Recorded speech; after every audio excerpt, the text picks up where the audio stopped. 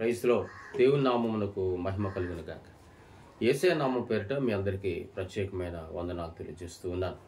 ఈ ఉదయకాల సమయమందు ప్రభువు వారు మనకు ఏర్పరిచిన దేవుని వాగ్దానమును మనము జ్ఞాపకం చేసుకుందాం, ప్రార్థన చేసుకుందాం. ప్రియ పరలోకపు తండ్రి, పరిశుద్ధాత్ముడు నీకు స్తోత్రాలయ్యా.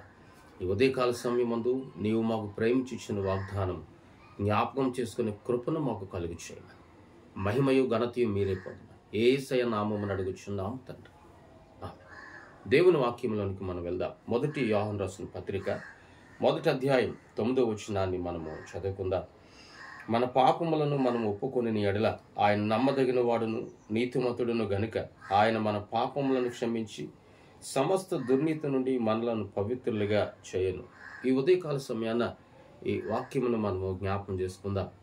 మొట్టమొదటి 4వ నెల మొదటి విశ్రాంతి దినములోనికి ఆశ్చర్యకరుడైన యేసుక్రీస్తు ప్రభులు వారు నిన్ను నన్ను నడిపించిన విధమును బట్టి ఆయన నామమునకు మహిమ కలుగునుగాక. ఆయన నమ్మదగిన వాడు, మన పాపములన్నిటిని కూడా క్షమించి సమస్తమైన దుర్నీతుల నుండి మనల్ని విడిపించుచు మనల్ని పవిత్రులుగా చేయుటకు సమర్థత కలిగి ఉన్నవాడు నజరేయుడైన యేసయ్య.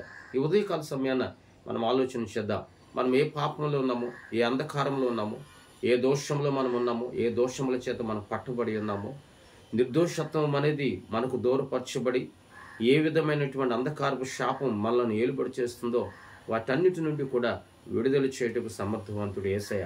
యేసుక్రీస్తు ప్రభులు వారు మనకు సెలవిచ్చుచున్న మాట, ఈ విశ్రాంతి దినమందు ఆయన శరీరమును ఆయన రక్తమును స్వీకరించబోయే నీవు ఆయన శరీరమును ఆయన రక్తమును పొందుకొని పోయే ముందు దేవుని యొక్క వాక్యానుసారమైనటువంటి శక్తిని దేవుని నామము ద్వారా నీవు అనుభవించాలి. ఎందుకంటే దేవుని వాక్యం సెలవిస్తుంది, ఇక్కడ సమస్తమైనటువంటి దుర్నీతి నుండి మనలను పవిత్రులుగా చేయను అనే ఈ మాటను మనము ఈ ఉదయకాల సమయమందు మనం జ్ఞాపకం చేసుకుందాం. మనలో ఉన్నటువంటి ప్రతి దుర్నీతి, మనలో ఉన్నటువంటి ప్రతి చీకటి, మనలో ఉన్నటువంటి ప్రతి అసూయ, కపటము, మత్సరము అనగా దేవునికి విరుద్ధమైనటువంటి ప్రతి దాని నుండి కూడా మనం విడుదల పొందాలి. మనకు తెలియకుండా ఎన్నో పాపాలు మన మీద ఏలుబడి చేస్తూ ఉన్నాయి. మనకు తెలియకుండా సాతానుడు అనేక పర్యాయములు వారి యొక్క అధికారము మన మీదకి మోపడానికి, వారి యొక్క అధికారంలోనికి మనం వెళ్ళిపోతూ ఉన్నాం. గమనించి ఈ రోజున ఆయన శరీరము ఆయన రక్తము స్వీకరించడానికి ఏదో ప్రతి నెల కూడా స్వీకరించేదే కదా, ఆచరించేదే కదా అనే తలంపుతో, అనే ఊహతో నీవు వెళ్ళొద్దు. ఎందుకంటే దేవుని వాక్యం సెలవిస్తుంది, దేవుని మాట వినకపోతే, దేవుని మాటకు లోబడకపోతే శాపము కలుగును అన్నాడు. ఆ శాపం అనేది నీ మీద ఏలుబడి చేయకూడదు.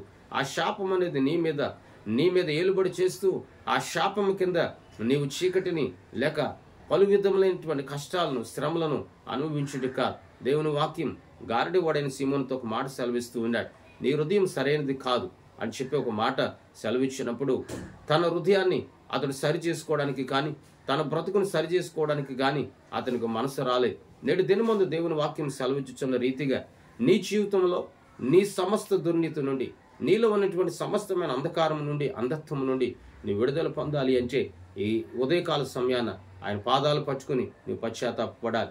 దావీదును గూర్చి కూడా నాతోను అంటాడు కదా, మనుషుడు నీవే అన్నప్పుడు అతడు పశ్చాత్తాపపడి తన హృదయాన్ని సరి చేసుకున్నాడు. నీ హృదయమును సరి చేసుకున్న ఎడల నీ తలంపులను, నీ ఊహలను, నీ మనస్సులను, నీ యొక్క చూపులను అన్నిటినీ కూడా నువ్వు సరి చేసుకున్నప్పుడు దేవుని యొక్క దివ్యమైన ఆశీర్వాదాన్ని దేవుని నామం ద్వారా నువ్వు పొందగలుగుతావు. ఈ ఉదయకాల సమయాన ఈ వాగ్దానము ద్వారా ప్రభుల వారు నేను దర్శించనుగాక. ఈ వాగ్దానము ద్వారా దేవుని యొక్క సన్నిధిలో దేవుని యొక్క నిరంతరము నిలిచిండే శ్రేష్టమైనటువంటి కృపను మహాగణుడైన యేసయ్య నామము ద్వారా నీవు అనుభవించదువుగాక. ఇక్కడ అంటాడు కదా, యేసుక్రీస్తు ప్రభుల వారి రక్తం, యేసయ్య రక్తం మనను అన్నిటి నుండి కూడా పవిత్రులుగా చేస్తుంది. పవిత్రమైన మనసు, పవిత్రమైన జీవితాన్ని, పవిత్రమైన బ్రతుకును మనకు కలుగు చేస్తుంది. నిజమే. మరి ఈ రోజున నీవే విధమైన బ్రతుకు కలిగి ఉన్నావు? ఏ విధమైన ఆలోచన కలిగి ఉన్నావు? పవిత్రమైన జీవితం అనేది నీలో ఉందా?